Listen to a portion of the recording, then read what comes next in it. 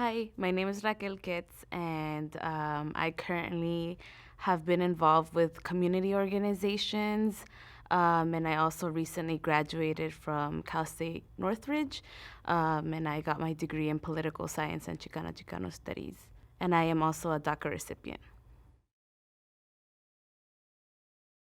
A little bit about myself. I was born in Yucatan, Mexico. I grew up in Los Angeles, specifically Koreatown. Me and my mother arrived to the United States around 1998. And so I have been here ever since with my mother. Growing up, my parents have always been very transparent. They were always very transparent with me, letting me know that I basically was not born in the United States, but that education was a tool that would eventually help me like stabilize myself in like the country, for example. And so I've always known that I've been undocumented. And thankfully, through the DACA program, Deferred Action for Childhood Arrivals, I have had the privilege and the opportunity to be able to access the ability to work, the ability to be deferred from deportation. And I also have been able to attend school through the California Dream Act, specifically here in California. So the Deferred Action for Childhood Arrivals, DACA, was passed in 2012 as an executive order by former President Obama. And so, through my involvement within community organizations, specifically the organization that helped me through my process was the Coalition for Humane Immigrant Rights of Los Angeles, which is CHIRLA. CHIRLA is located in Los Angeles, and specifically, this organization helped me learn more about my status, helped me empower myself in terms of accessing different resources and accessing legal services to begin my process in applying to DACA. The immigrant movement itself, I believe that it holds a lot of wisdom and a lot of like love and power in that sense of myself, along with like older generations, have continuously decided to do the work in helping one another out, in learning how to access different opportunities and learning how to navigate the different political institutions, educational institutions themselves. And so for myself, when I was in high school, and previous generations of like formerly undocumented immigrant students, it's always been a struggle of trying to figure out how to access opportunities within the educational system. So when I was in high school, we lacked counselors that actually knew how to help support like undocumented students. And so I took it upon myself with another former student himself. His name is Kevin. We created a Wise Up Club in our high school, and we essentially provided workshops for students who are undocumented to begin to figure out how they would navigate the educational system, how they would apply to attend a four-year university or even a community college at that point. So at the same time, me and Kevin became that resource for the students and even for educators in furthering their learning of how to help an undocumented student navigate the educational system.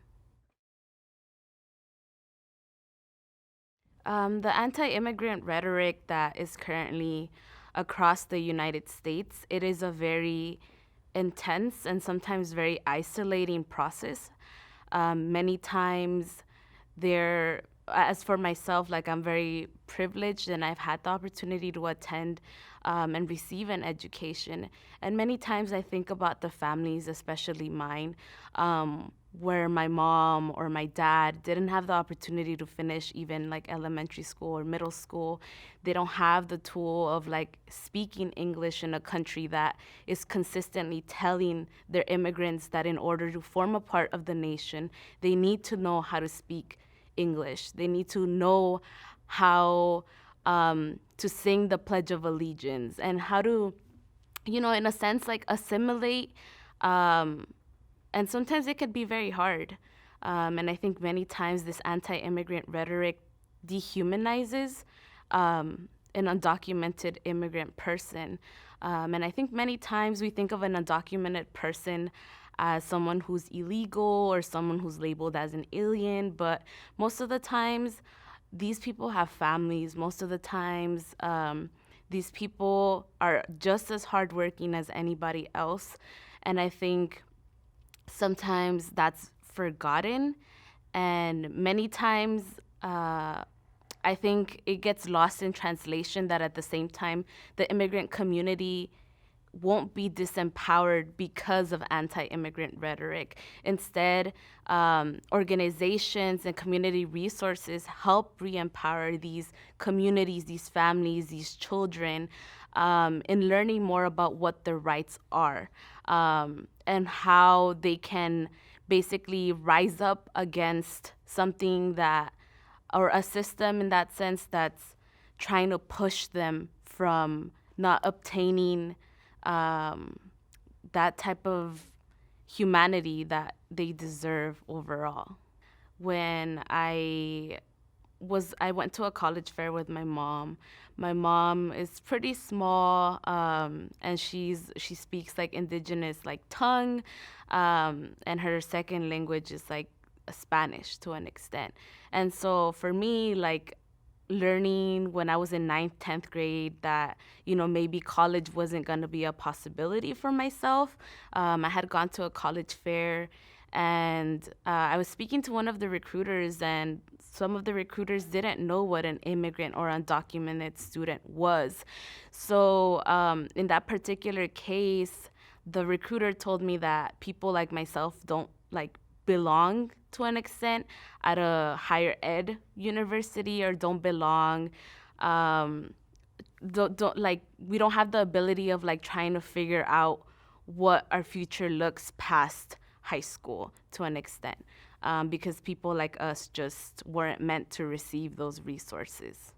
I think if the Supreme Court were to not, decide that DACA is constitutional, it would devastate a lot of people's lives, a lot of families, a lot of students, a lot of workers. And I think to a certain extent, it would bring some sort of gloom and doom, because as time is right now, there's two other generations of like undocumented students that didn't have the ability to qualify for DACA. There's other workers that didn't qualify for DACA and didn't qualify under its qualifications to receive or access the ability to work legally in this country, which still continues that kind of system of exploiting workers to an extent, especially immigrant workers. And I think some people that don't have, in some students, or like not even students, families, workers that don't have the ability in different states to access education or access public health care benefits or access the ability to work, it'll just continue it'll continue to make them feel like they still need to hide in the shadows. And I think that many times in the immigrant community, immigrants feel like they need to hide. And I think under this administration, since 2016, under the Trump administration, a lot of immigrant communities and their families have felt like they need to go under the radar and even at times self-deport back to the country that they were fleeing due to violence or due to any situation. I think for myself, it would be a different instance or moment, because I feel like we would go back to the former undocumented generation that was here, where I would have to work under the table, again, maybe be exploited for the work that I have to do, I would have to find different ways of paying for my education. And even then, I don't know if my education would be more of a priority, or it would be more of a priority for me to take care of not only myself but my family. Um, and I think that there's always that constant fear. You have DACA, so that basically means that the government has your information. They know where you live, they know what you do, they basically know your every single move to an extent. And so even then, that would bring to me the fear of like, well, what's gonna happen to me and the other 700,000 DACA recipients that are across the country? Like, are we gonna be deported? Or is immigration gonna come to me and my family's like home? Um, yeah. So living in California is a huge privilege. I feel like I'm very blessed to be in this state at the moment, because a lot of activism has been going on around the immigrant movement to an extent. Like families, students, workers, all of that has like this has been like the epicenter where I feel like bills are constantly being put forward, and I have had the ability to go to school through the California Dream Act. I have been able to receive DACA as a federal program, but we have like in-state tuition in California. We have healthcare for all in California. So many immigrants who prior weren't able to receive healthcare or access education, now in the state of California, they have had that ability. Undocumented folks have the ability to receive driver's licenses, which creates like the ability for us to be mobile from one place to another. And it decreases that sense of like of having that fear of getting your car impounded just because you don't have an actual ID card that states who you are and that you're actually able to drive or live in the state of California.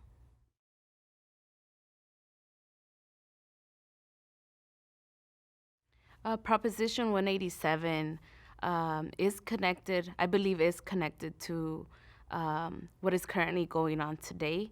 Again, I feel like a lot of these kind of xenophobic and harsh policies have been around ever since.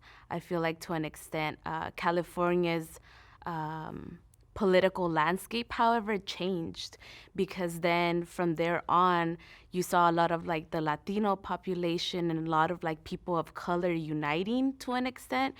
And you see how that moment in Proposition 187 has continuously helped a lot of movement to go on and a lot of activism to continue. Not only like does activism continue, but at the same time, people who maybe weren't registered to vote or weren't naturalized citizens, now more than ever, they're getting more involved within community organizations. They're getting more involved in learning about their rights, learning about propositions, learning about whatever is incorporated in a voter ballot, because they know that these upcoming 2020 elections are basically do or die to an extent, or they're very, very important. They're very critical. So I think from Proposition 187, there has been like a lot of, there was like the marches in 2006. There was the Sensenbrenner bill.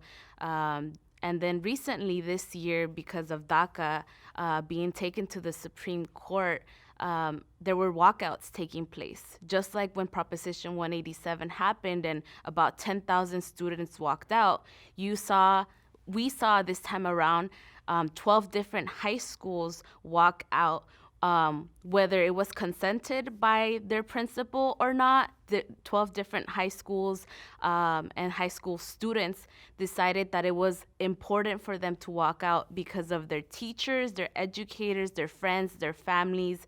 They knew that everybody was going to be affected very intensely when whatever the Supreme Court decided to rule on regarding DACA. Even though like we know that there's not going to be any decision made until like next year, early spring, late spring. Ultimately, many of these students knew the historical importance of being an ally or forming a part of such a critical moment in time.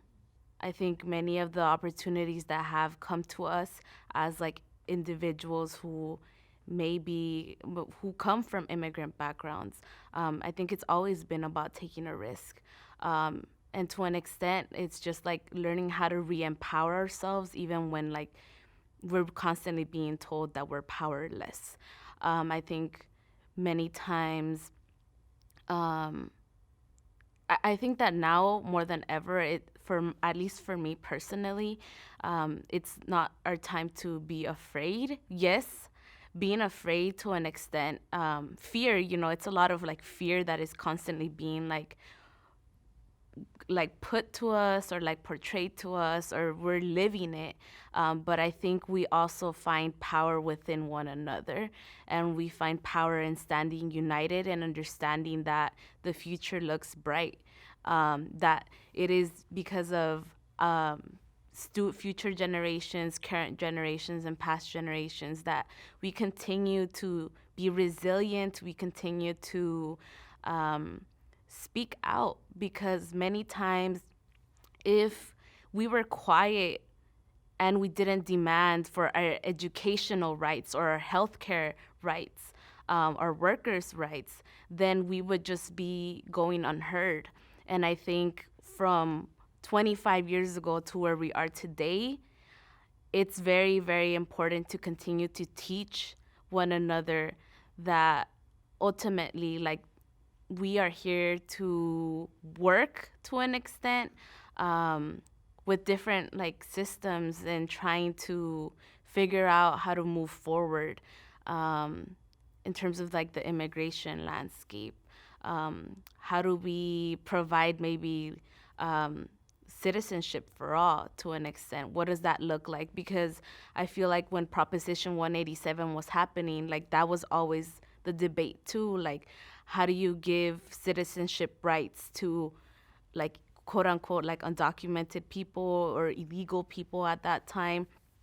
And like now, moving forward with 25 years later, it's more of how do we find like comprehensive immigration reform, and how do we kind of radicalize it to an extent of like not only giving or putting like a band-aid on a bigger issue that has been here for so long. How do you find solutions? How do you find a middle ground? But I think like now versus 25 years ago, it's more of like finding an immigration solution overall. Because currently, as we speak, we have refugee people running and fleeing from violence. We have children and families stuck in detention centers. There's been like the privatization of people being in a detention center and keeping them longer because it makes profit. So I think like now it just changes that whole narrative of like, how do you move forward from not dehumanizing someone, and how do you actually like take steps in creating that change? And if the government is willing to listen, then they'll listen, but the people will always be here to rise up and speak. Just as they did 25 years ago, here we are today, still continuing like that fight of our human rights overall and our humanity.